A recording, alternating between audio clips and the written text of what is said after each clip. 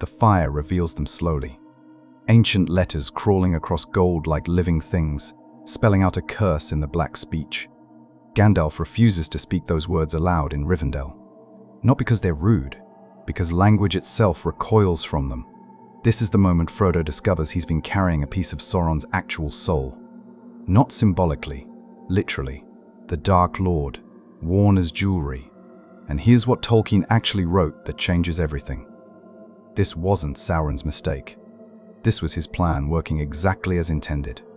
The most powerful Maia in Middle-earth deliberately tore out a portion of his own essence and thought, yes, this will make me invincible. He wasn't wrong, but he also wasn't right.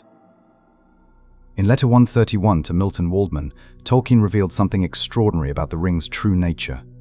This wasn't enchantment in the traditional fantasy sense. Sauron didn't cast a spell on an object. He performed metaphysical surgery on himself. He let a great part of his own inherent power pass into the One Ring.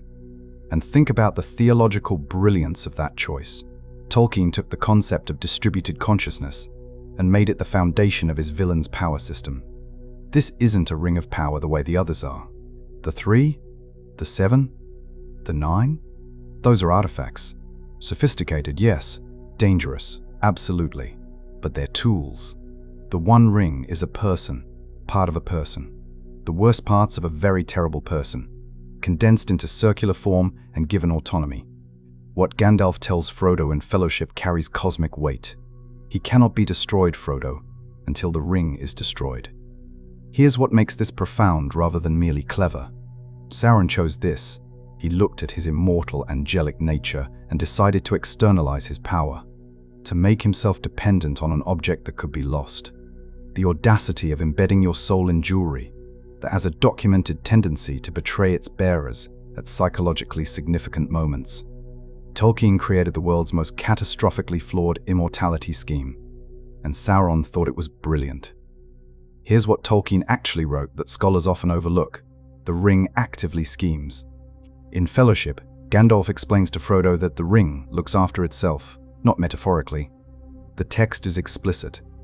It may slip off treacherously, but its keeper never abandons it. Consider the implications. You're Isildur. You've just cut the ring from Sauron's hand. You're swimming across the Anduin, and your jewelry decides to leave. The ring abandoned him, past tense, active voice. The ring made a choice. This is where Tolkien's vision becomes staggering. The ring doesn't betray randomly. It betrays with purpose. 500 years with Gollum in a cave beneath the mountains. Then Bilbo appears, and something shifts. The ring recognizes opportunity. Tolkien embedded consciousness into an inanimate object, then made that consciousness pursue its own agenda independent of its creator. The theological implications are breathtaking. This is a fragment of a Maia acting with partial autonomy. Not full will, but enough intentionality to scheme. The ring isn't cursed, it's alive. What everyone misses about the ring's invisibility, it doesn't hide you. Tolkien's manuscripts reveal something far more profound. The ring shifts its bearer into what he called the Wraith-World. Not concealment, dimensional displacement. Look at what happens when Frodo puts on the ring at Weathertop. The text is precise. Immediately, though everything else remained as before, dim and dark, the shapes became terribly clear. He sees the Nazgul as they truly are, ancient kings in their full, terrible glory, because he's standing where they stand, in the space between the physical and the spiritual. Think about the theological brilliance of that choice. Tolkien took the most basic fantasy trope and transformed it into a meditation on reality's layered nature. You're not sneaking around unseen. You're being pulled into the shadow realm while your body remains anchored to Middle-earth. Gradual soul dissolution disguised as a useful power. The ring doesn't make you invisible. It makes you less real. But here's what Tolkien understood about power that most fantasy writers miss entirely. The ring corrupts through virtue, not vice. When Gandalf refuses the ring, his words carry profound weight. The way of the ring to my heart is by pity. Pity for weakness and the desire of strength to do good. Let that sink in. The ring would corrupt Gandalf through compassion, through his desire to help. It would take the noblest impulse in Middle-earth and twist it into domination masquerading as mercy.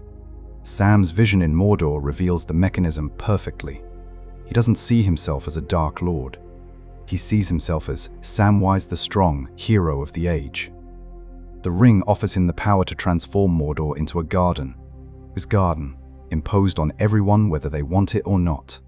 The beautiful truth. Tolkien embedded here, tyranny doesn't announce itself. It arrives wearing the face of your deepest good intentions. Even more remarkable, the ring scales its temptation to match the bearer's capacity. For a hobbit, invisibility and extended life. For Galadriel, in Letter 246, Tolkien describes her potential form. Beautiful and terrible as the dawn, stronger than the foundations of the earth. The ring doesn't offer generic power. It offers your power, the version of yourself you secretly believe you should be. Here's where Tolkien's world-building achieves something extraordinary.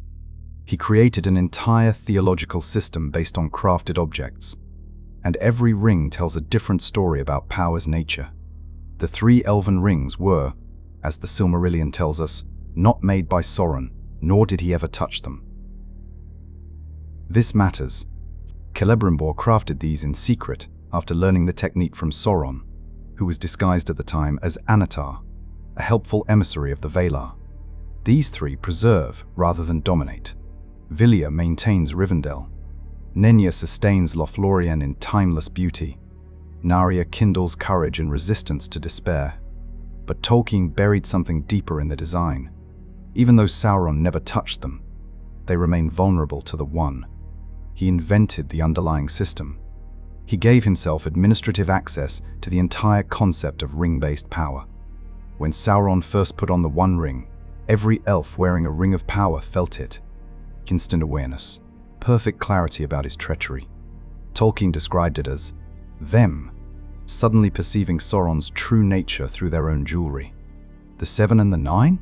Those were collaborative works, and they reveal what happens when an angel teaches mortals to channel power through crafted objects.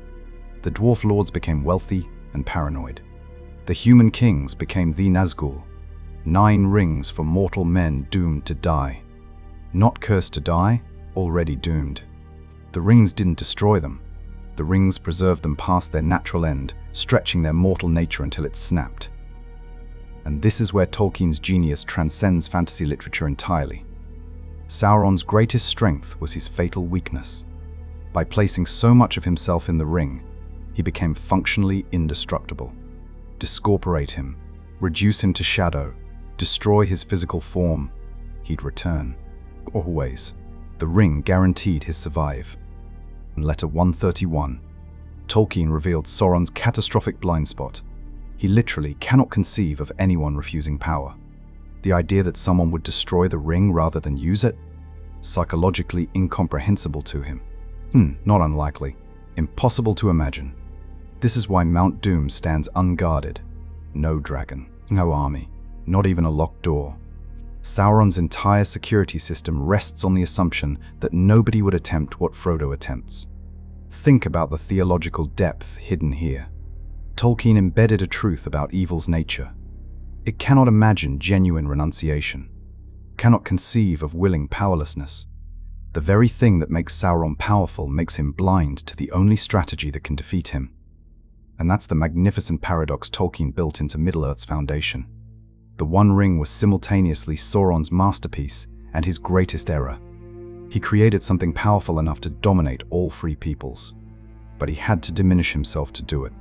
Made himself invincible and vulnerable in the same act. The ring promises everything. Power to reshape the world. Strength to enforce your vision of good. The ability to fix everything wrong with Middle-earth according to your perfect understanding. But it can only deliver what Sauron is. Domination, control, the reduction of all wills to one will. Every character who touches the ring sees their noblest intentions as the path to tyranny. Every single one. This speaks to something eternal about power's nature. Tolkien wasn't writing about a magic ring. He was encoding a truth about every shortcut we're offered, every compromise that promises to solve our problems if we just surrender a little bit of ourselves. The ring is every time we've thought, If I just had enough control, I could fix this. But what actually saves Middle-earth? Two hobbits who never wanted power, who walk into Mordor carrying the instrument of their own potential godhood, who choose to destroy it rather than use it. In the end, Sauron fell not to greater power, but to the one variable he never included in his calculations. Someone might choose weakness over strength, might choose to remain small rather than become great, might look at ultimate power and refuse it. That's what the One Ring reveals about Tolkien's deeper vision. He took the most basic item in fantasy literature and transformed it into a meditation on power's true nature. Made it ask the most important question imaginable. What would you do if you could do anything? The answer is that you'd become Sauron, even with the best intentions, even trying to save the world. The ring doesn't corrupt the evil. It corrupts the good. And that's why the only path to victory is renunciation. This is why Middle-earth endures.